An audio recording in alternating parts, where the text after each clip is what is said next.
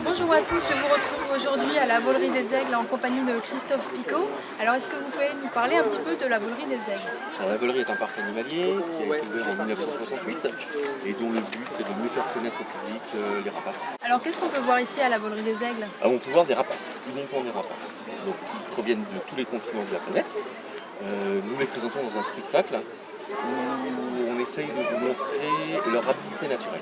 Donc, on ne va pas leur apprendre à faire du tout, on va simplement mettre en avant leurs habiletés naturelles. Donc ici il y a des rapaces qui naissent, d'ailleurs vous avez eu quelques naissances récemment et vous les dressez aussi.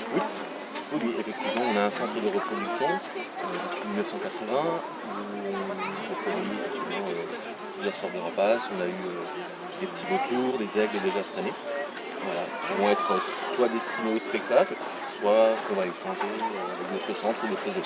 D'accord, et alors après leur naissance, il leur faut combien de temps pour faire partie du spectacle?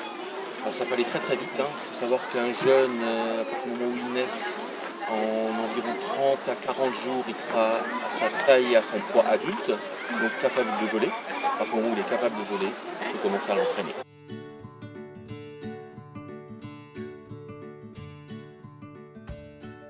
Et alors vous organisez des journées d'exception, est-ce que vous pouvez m'en parler un petit peu? Oui, alors les journées d'exception, en fait, ce sont des journées où on va permettre aux visiteurs de venir et pour une journée de se mettre dans la peau d'un dresseur, avec entre autres la possibilité de passer un gant et de faire voler lui-même des oiseaux.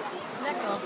Et alors là, on est devant le beau château de la Volerie. Est-ce De que vous Kinsheim. pouvez m'en parler un petit peu? Alors le château de Kinsheim, est construit en 11e et 12e siècle.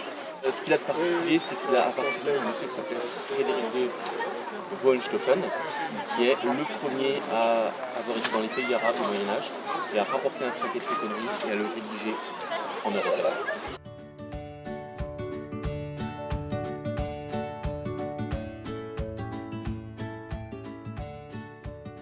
Je suis avec Benoît qui est dresseur, c'est comme ça qu'on dit? Alors je suis dresseur, je fais aussi le commentaire du spectacle et je suis aussi régisseur du site, voilà, polyvalent.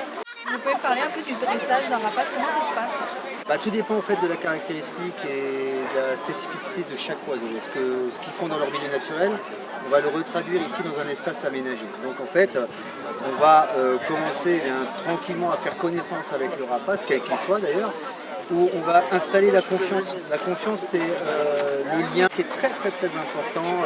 Il est fondamental entre le dresseur et l'oiseau. Et en fait, on va traduire cette relation de confiance petit à petit, au fil du temps, et après faire en sorte que l'oiseau fasse du vol, comme il ferait dans son milieu naturel, comme je vous l'ai dit, mais dans un endroit bien aménagé. On pense qu'il faut à peu près 6-7 saisons de travail pour qu'un rapace soit adopté. Alors il y en a chez qui ça va un peu plus vite, comme les bus de Harris par exemple, des bus d'Amérique du Sud, d'Amérique centrale, où on peut avoir des résultats au bout de 4, 5, 6 semaines. Par contre, sur des aigles des impériaux, ravisseurs ou du vautour, peut-être un peu plus long. Ou les aigles de pêcheurs qui viennent pêcher, ça dépend. Voilà. D'accord. Et vous avez combien de types de rapaces ici? On est sur la grosse saison, c'est-à-dire quand on fait 5 spectacles par jour, on a à peu près 90 oiseaux. On a du vautour, du milan, du faucon, voilà, de l'aigle forcément. Assez pour qu'on puisse proposer des spectacles de qualité très diversifiés où on voyage à travers les continents avec des espèces différentes. Super, merci beaucoup.